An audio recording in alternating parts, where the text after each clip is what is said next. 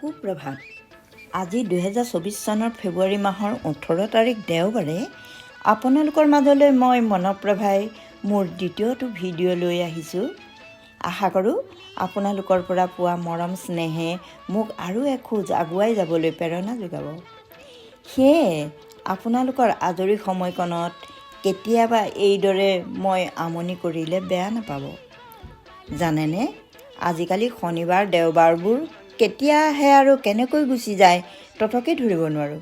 আগতে যিবোৰ সময় মোৰ বাবে দুৰ্লভ আছিল, আজিকালি বেলুন ফুলালে বেলুনৰ আকাৰ বাঢ়ি যোৱাৰ দৰে মোৰ বাবে সময়বোৰ বাঢ়ি গৈয়ে থাকে। ময়ো সোধাই নেৰোঁ জানেনে, যিটো কামকে কৰোঁ প্ৰতিটো কামৰে ভিডিঅ' বনাই লৈ নিজে নিজে আত্মসন্তুষ্টি লাভ কৰোঁ। মই ভাবোঁ মোৰ ভাল লগাৰ দৰে আপোনালোকৰো চাগৈ নিশ্চয় ভাল লাগিব। আগতে জানেনে, মা দেউতাৰ ঘৰত থাকোঁতে পুষ্পিতা নোহোৱা কাললৈকে ভাতৰ চৰুত ভাত ৰান্ধি থাকোঁতে প্ৰতিদিনে ভাতৰ ফুটনিবোৰ ঘোলনিত আৰু চাউল ধোৱা পানীখিনি জাতিলাওৰ পুলিত দিবলৈ দুটা পিতলৰ চৰিয়াত সযতনে থৈ দিছিলোঁ। পিছৰ কালছোৱা কৰ্মসূত্ৰে ভাড়াঘৰত থাকোঁতে সেই কামখিনিকে কৰিব নোৱাৰাৰ বাবে বা পুটনি আৰু চাউল ধোৱা পানীখিনি পেলাই দিব লগা হোৱাত বুকুখনৰ কোনোবা এটা কোণত বিষ অনুভৱ কৰিছিলোঁ। পিছে এতিয়া পাই কোনে, অন্ততঃ ভৰিৰ তলৰ মাটিকণ আছেই, তাতে অৱসৰী সময়। সেয়ে প্ৰতিদিনে চাউল ধোৱা পানীখিনি পুৱা গধূলি দিবলৈকে কি কৰিলোঁ জানেনে, পকী চোতালখনৰ একোণত থকা অকণমান মাটিতে জাতিলাওৰ গুটি এটা গুজি দিলোঁ। গজালি ওলোৱাৰ পিছত ভাবিলোঁ আম গছৰ শুকানডাল কেইডালমান পাৰি দিলে চোতালখনতে বগাবলৈ সুবিধা পাব। জানেনে, মই দিয়া সুবিধাবোৰ লাওজোপাৰ আগটোৱে কেৰাহীকৈও নাচালে নহয়। শিক্ষকৰ অবাধ্য ছাত্ৰৰ দৰে লাওজোপাৰ আগটোৱে মোৰ কথা নুশুনি যেন উফোন পাতিহে কেৱল ঊৰ্ধ্বগামী হৈ গৈ থাকিবলৈ বিচাৰিল।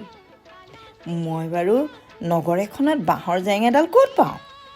খঙৰ ভমকতে ফটা কাপোৰ এখনকে চিটা চিটকৈ ফালি এটুকুৰাৰ লগত আন এটুকুৰা যোৰা লগাই ঘৰৰ প্ৰথমখন চাদৰ পৰা তললৈ ওলোমাই দিলোঁ।